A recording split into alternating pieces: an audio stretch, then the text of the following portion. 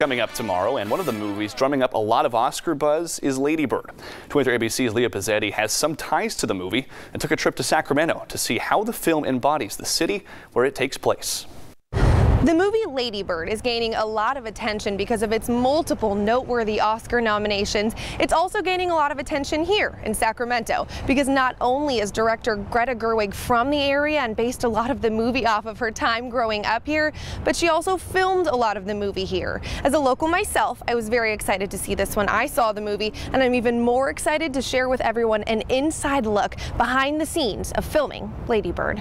The movie Ladybird is the story of a teenage girl finding herself in Sacramento. One of the things that Greta Gerwig has said in an interview was the best way to show the Sacramento is beautiful is to show it simply as it is. When walking tour guide Jen Kissler-McCoy found out a lot of it was filmed in Sacramento, she knew she needed to create a route to show off some of the local shots. All right, you ready to walk? A couple stops on her tour highlight local businesses shown in the movie. Some are just brief shots of signs, but those cameos are the cherry on top of the local appeal.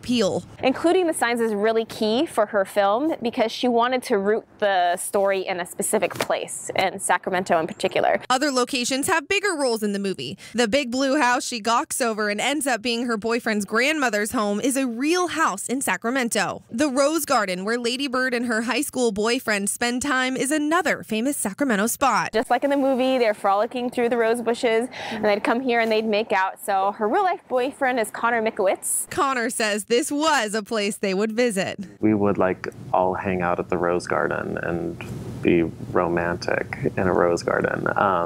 So I love that she included that. He says while he may have been an inspiration for parts of the character Danny, Ladybird's theater friend and boyfriend who then comes out as gay, Danny is not an exact replica. It's this world that Greta crafted very lovingly, and she just took bits and pieces from her childhood. Greta did ask Connor's real grandmother to play the role of essentially herself. Greta is really close to my grandma, and I think it kind of made my grandma extremely happy to be a part of it, even though she'll never say that. Connor's inspiration and his real grandmother weren't the only personal touches on characters. Connor and Greta have another theater friend from their childhood named Becky, who Greta also asked to make an acting cameo. She just called Becky, who lives in LA, and was like, hey, can you come over and put on a fake stomach and play the pregnant wife? And Becky's like, yeah, sure. The places and the people certainly make Ladybird a Sacramento mascot,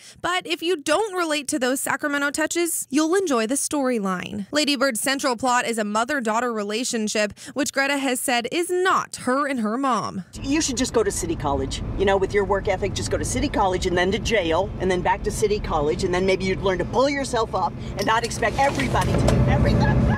Now, Ladybird is up for 5 Oscar nominations. Greta Gerwig is only the 5th woman to be nominated for Best Director, an award only one woman has ever won. Through all the excitement, Connor says she's still the same Greta he's known since he was a kid. I love that she still has a sense of self that she's maintained, and she hasn't let any of this get to her head at all. He also says this is just the beginning. Greta has plans to return to Sacramento to make more hometown movies. In Sacramento, Leah Pizzetti, 23 ABC.